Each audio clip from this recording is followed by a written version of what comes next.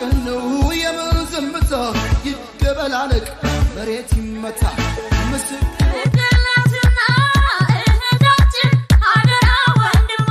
በሀገራችን የማህበረሰቡን ባህል ሃይማኖትና ልማድ እንዲሁም የአኗኗር ዘይቤን መሰረት ያደረጉ የጋብቻ ስርዓቶች በስፋት እየተከወኑ ይገኛሉ። ይህን የጋብቻ ስርዓቶቹን ከሚያደምቁ ነገራቶች ዋነኞቹ የሰርግ ሙዚቃዎች ናቸው።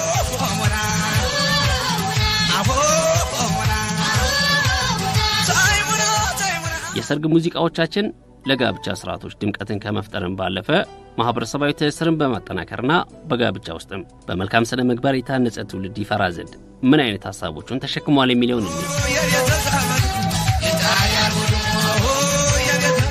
የቤተሰቡን ማንነት፣ የሙሽራውን ማንነት፣ የሙሽሪትን ማንነት የሚገልጹ በተጨማሪም ደግሞ ጨዋነትን የሚገልጹ በመጨረሻም ራሱ ለትዳር ብቁ መሆኑን ካረጋገጡ በኋላ የሚመርቁ ይዘት ያላቸው ሙዚቃዎች አሉ። አሁን ለምሳሌ አንድ ሙሽራ ወይም አንድ ሙሽሪ ሲጋቡ ከመጀመሪያው እስከ መጨረሻው ያሉ ሙዚቃዎች ይለያሉ። አይተከውነ እንኳን ደህና መጣችሁ የሚሉ ሙዚቃዎች አሉ መጀመሪያ ላይ ያሉ ሙዚቃዎች።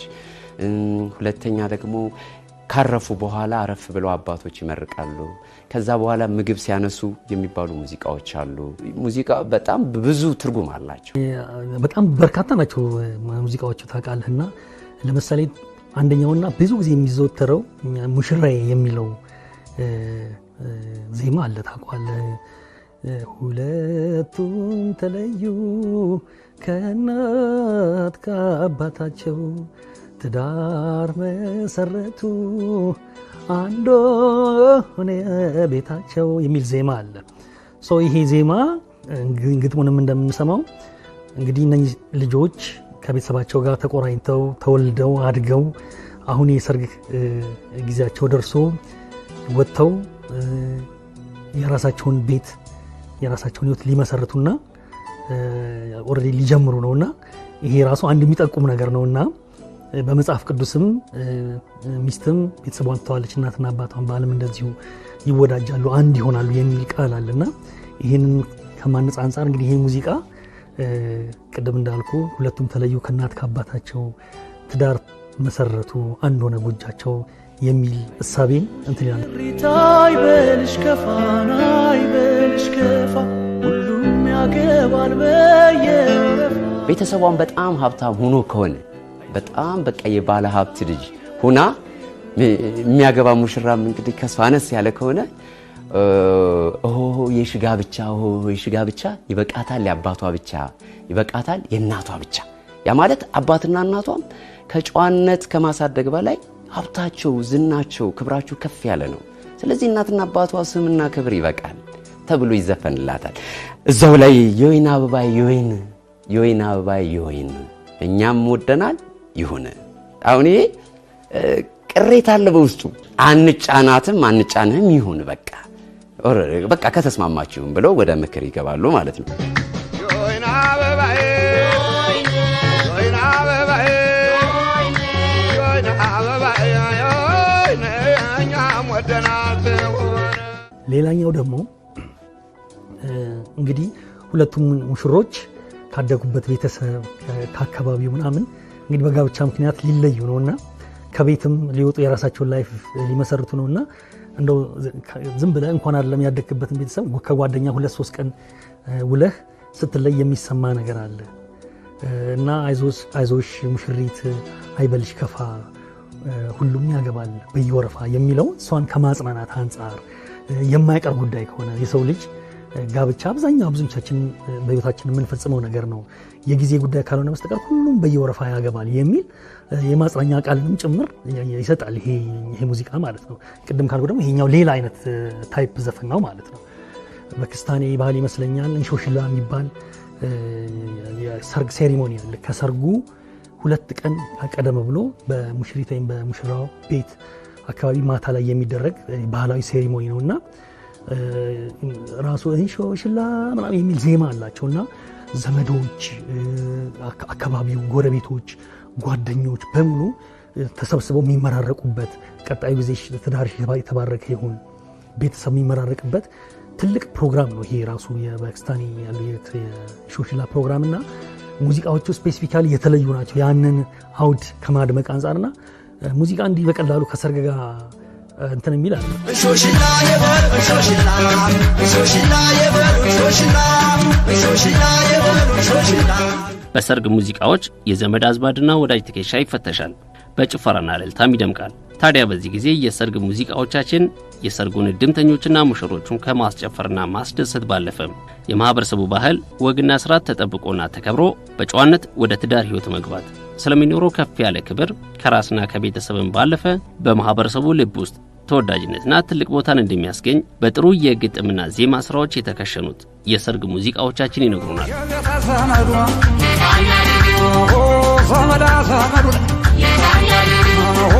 ሙሽሪት ያላችሁና ሙሽራው ያላችሁ ድሮ እንደዚህ በባንድ በዲጄ ላይሆን ይችላል ሰዎች ናቸው የሚዘፍኑላት። ሪል ጨዋ ከሆነች ልጅቷ ወግ ባህሏን ጠብቃ በድንግልና ቆይታ ካገባች ብራምባር ሰበረሎ ይዘፈንላታል፣ ማረቡ ይዘፈንላታል። የሚዘፈንላት ክብር ስለሚገባት ነው። ልጅቷ ከማህበረሰቡ ወጥታ አፈንግጣ ከባህሉ ውጪና ስትጋባ ያንን የሚዘፈን ሞራል ያለው ማህበረሰብ ያለ ይመስላል? የለም።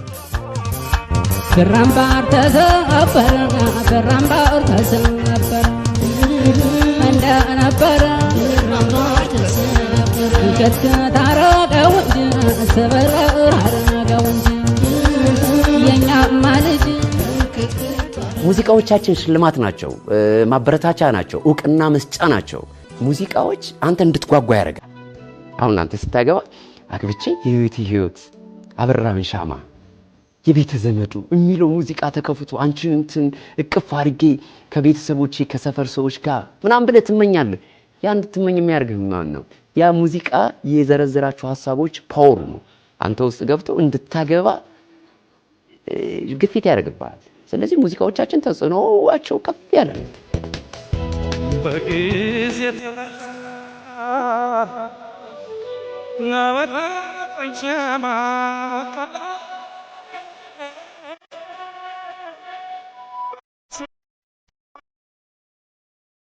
ትዳር ዝም ብለህ የምትገባበት ቋም አይደለም። ህይወት የሚመሰረትበት ነው። ቀጣይ ብዙ ነገር የሚፈራበት ነገር ነውና ቤተሰቦች ብቻ አይደለም የሚጨነቁት፣ ማህበረሰብ ራሱ ይጨነቃል።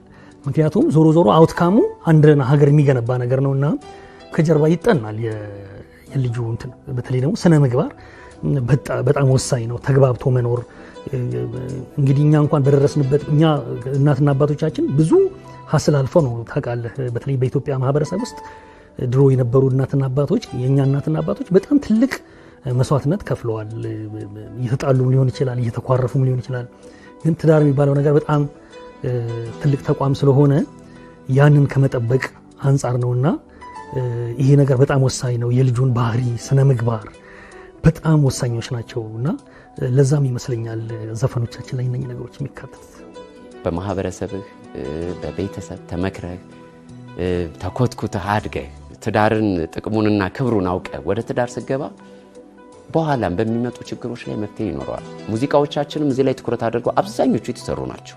አብዛኞቹ አሁን እንደው ካልተበረዙ ባህሎቻችን ብዬ ነው የማስበው የሰርግ ሙዚቃዎቻችን ናቸው። ሰርግ ሙዚቃዎቻችን ምን አይነት ቫልዩ እንዳላቸው ለማህበረሰብ፣ ለሰርግ፣ ለትዳር፣ ለቤተሰብ፣ ለቤት ለመመስረት ያላቸው አስተዋጽኦ ከፍ ያለ ስለሆነ ልክ እንደ ተጻፉ እንደ መጽሐፍ ቅዱስ እንደ ቅዱስ ቁርአን እንደምትላቸው ውብ ቃላቶች በዓለማዊ ዘርፍም ለትዳር እጅግ የሚመክሩ የሚገስጹ የሚያበረታቱ ቃላቶች ሐሳቦች ስላሉበት የሰርግ ሙዚቃዎች ሰርግን እንድትናፍቀው እንድታከብረው ጠብቀው እንድትኖር የሚመክሩ ናቸው አብዛኞቹ የሰርግ ያገራችን ዘፈኖች።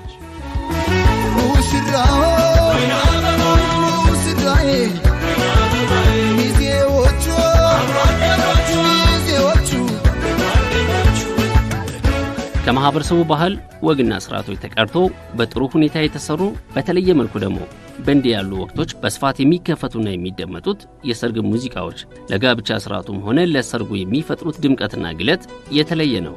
ሙዚቃዎቹ መደመጥ ሲጀምሩ ተጋቢዎችና ወላጆቹን ኃይሎ ጋር እያስጨፈሩ በደስታም የሚያስነቡ ያላገቡ ለማግባት እንዲነሳሱ አግብቶ ትዳር የሞቀላቸው ደግሞ ያለፈውን የጋብቻቸውን ወቅት እያስታወሱ ሐሴት እያደረጉ ዓመታትን በትዝታ የኋሊት የሚጓዙ በርካቶች ናቸው።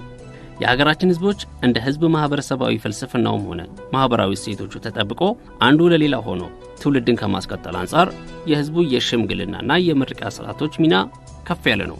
በሰርግ ሙዚቃዎችም በስፋት ተወስቷል። መላኩና ተከተሉ መጥቶ እሺ ተብላችኋል። የደስታ ቀን ነው የምን ዝምታ ይደበላለቅ መሬት ይመታ።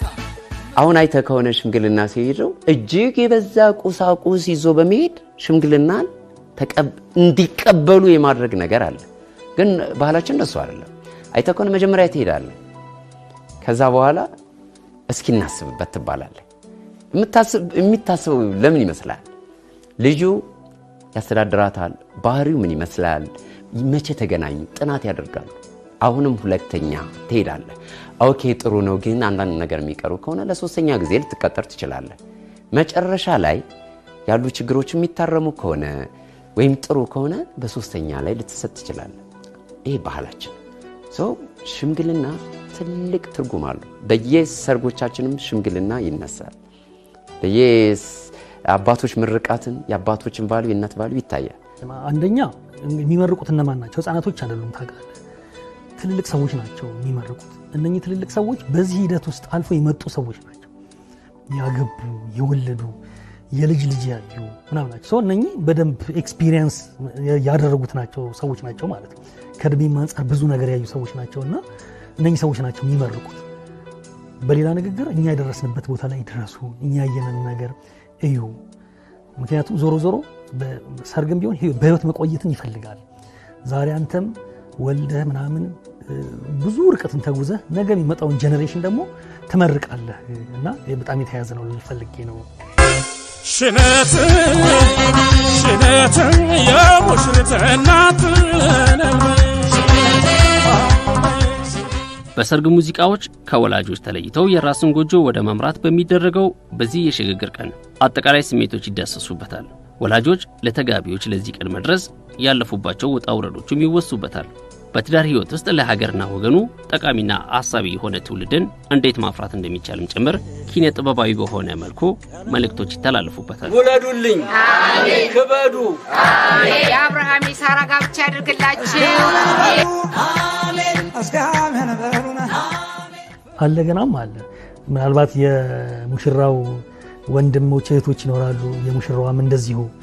እነሱም ወቅቱን ጠብቀው ደግሞ ትዳር ውስጥ እንደሚገቡ የማይቀር ጉዳይ ስለሆነ ቅድም እንዳልኩ የማይሄድ የለም የማይዳር የሚለው ከዚህ ጋር ማወር ይገናኛል። እና አንዳንድ ጊዜ እንደውም አንዳንድ ሙዚቀኞች ምን ያደርጋሉ መሰለህ፣ በተለይ ላይቭ ኮንሰርት ላይ የሙሽሮቹን ዘመዳማቾች በሙሉ ስም፣ እናትና አባት፣ አጎት፣ አክስት፣ ወንድም፣ ጓደኛ፣ ዘመድ ምናምን ይደረግና የነሱ ስም እየተጠራ የቤተ ዘመዱ ምናምን ይባላል። በሰርጉ ወቅት ላይ መልካም ምኞታቸውን ይገልጻሉ ምናምንና ይሄ በጣም ትልቅ ፕሮግራም ነው ራሱ ይቻላል። እናቱነ ይባባቱ አጎቱነ ይባከስቱ ልዩ ነው። እያንዳንዳቸው የሰርግ ሙዚቃዎች በየቋንቋቸው የልጁን ቤተሰብ ሽምግልና፣ የልጆቹን ፍቅር የሚገልጹ ናቸው። ከጨዋ ቤተሰብ የተገኘች ጨዋ ሆና ያደገች ነች። ጨዋ ማለት የሀብት መጠንን አይለካም። በነገራችን የጨዋ ልጅ ሲባል የሀብታም ልጅ ማለት አይደለም። የጨዋ ልጅ ሲባል የደሃ ልጅ ማለት አይደለም።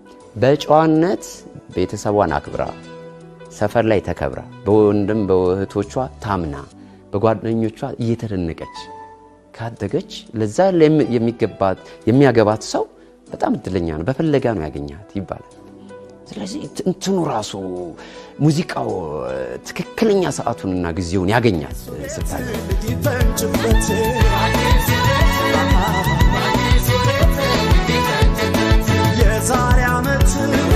የዛሬ ዓመት ሁኜ ልጅ እናት ዝም ብለህ መጋባት ሳይሆን የዛሬ ዓመት ልጅ እንደሚኖረው ይነግረዋል። ለክርስትና እንመጣለን ገና ካለ ኦኬ መውለድም አለ። ውለድ እያለ ነው። ስትወልድ ደግሞ ምንም ጠንከር ማለት አለብህ፣ ኃላፊነት ይሰማሃል።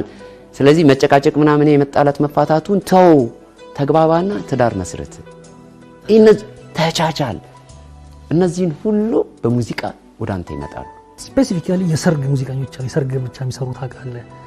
በህይወትም የሌሉ አሁን ደግሞ በህይወት ያሉ በሰርግ ብቻ መናቃቸው ሰዎች አሉ። እነዚህ ሰዎች እንግዲህ ያው ጊዜ እየጠበቁ ይህንን ስራ ለማህበረሰቡ ያበረክታሉ። ይሄ ቀጣይነት እንዲኖረው ያስፈልጋል። ሌሎች ደግሞ ያልተነሱ በጣም ሲሪየስ የሆኑ ሀሳቦችን ቢኖሩ ጊዜ ወስዶ በእነኚህ በሰርግ ሙዚቃዎች ውስጥ ማህበረሰቡን በምን አይነት መልኩ ልናስተምር እንችላለን የሚለውን ጊዜ ወስደው ደግሞ ግጥሞቻቸው ውስጥ ዜማዎቻቸው ውስጥ አካተው ለማህበረሰቡ ዴሊቨር ማድረግ አለባቸው የሚል ሀሳብ ለሙሽሪት አዲስ ዓለም አዲስ ሕይወት ጌታ ባርኮ የሰጣችሁ ሎማ